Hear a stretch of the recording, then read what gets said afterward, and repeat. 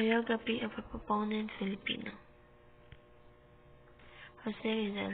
Jose Rizal, full name Jose Protasio Rizal Mercado y Alonzo Yolanda. Noli Me Tangere, The Social Cancer. Rizal's first novel was released in 1887 and was an expose of the evils of Spanish authority in the Philippines. His status as the foremost speaker of the Philippine reform movement was cemented by a sequel, El Filibusterismo. 1881, The Reign of Greed. He created the Liga Filipina, a peaceful reform movement in Manila, and was banished to the Pitan in northwest Mindanao. For the next 4 years, he lived in exile. The Katipunan, and secret Filipino nationalist organization, rose against Spain in 1896. Andres Bonifacio. Andres Bonifacio was the creator and head of the nationalist Katipunan organization who led the revolution against the Spanish in August 1896. Bonifacio led the long-planned insurgency in Luzon in August 1896, but his men were beaten by Spanish troops, forcing him to flee to Montalban in the north, where Emilio Aguinaldo, one of his lieutenants, continued the fight. Next is Emilio Aguinaldo. Emilio Aguinaldo was a Filipino leader and politician who battled for the Philippines' independence, first from Spain and then from the United States.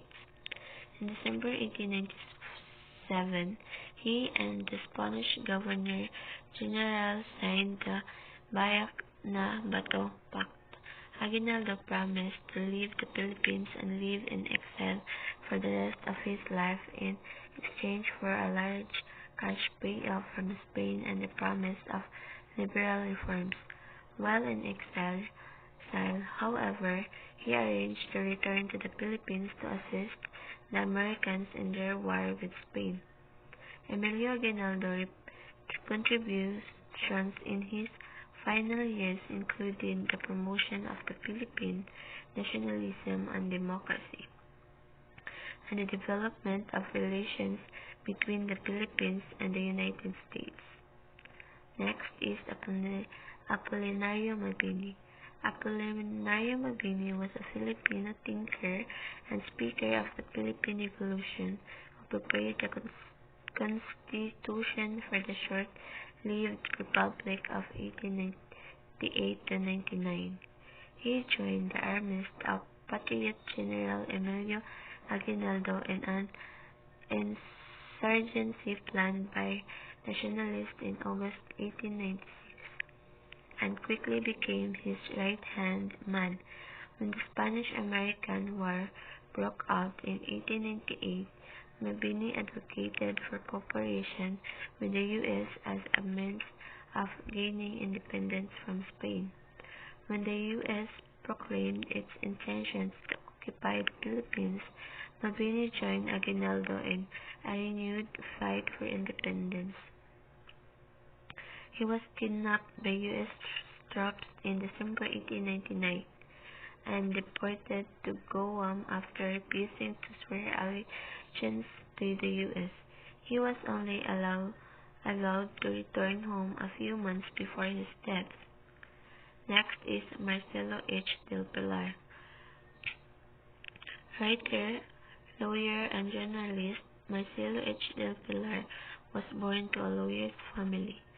Marcelo was the mayor of Cupang, Bulacan during the Spanish administration.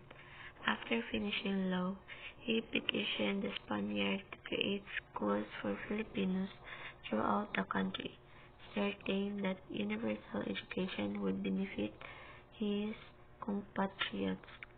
Believing him to be an enemy of the state, the Spanish banished him from the Philippines.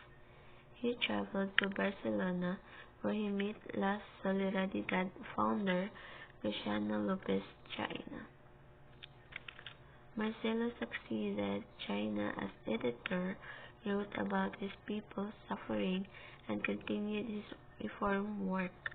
When publication of the paper ceased due to lack of funds, he began to lose hope in peaceful reform and instead advocated revolution. He intended to return to the Philippines but died of tuberculosis before he could make the journey. Next is Sultan Diputuan Kudarat. Sultan Kudarat, also known as Muhammad Kudarat, was well known in Mindanao for his bravery and leadership. Between 1619 and 1671, the Muslim Filipinos of Mindanao were not yet under Spanish rule.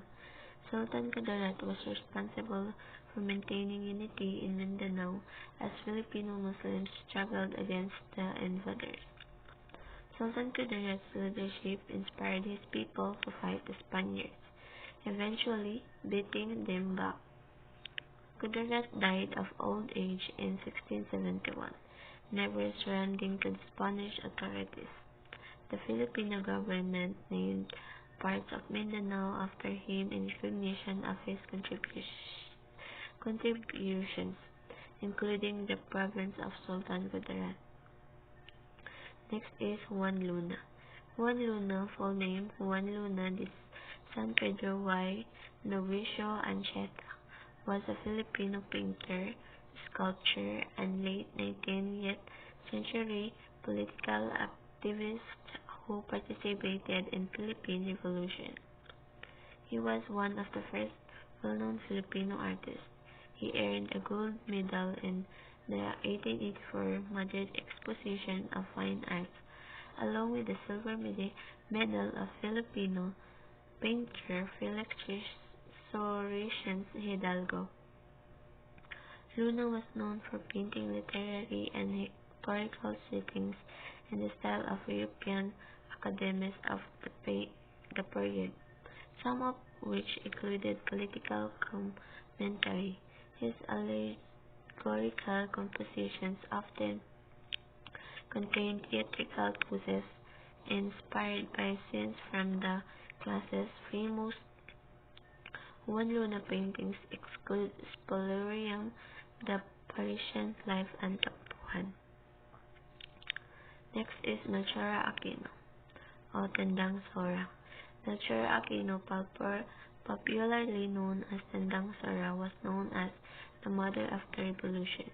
Her nickname comes from the Tagalog word for old, as she was 84 years old when the revolution started. She risked her life to Andres Bonifacio and other Katipuneros in 1896, providing them with food and nursing the wounded.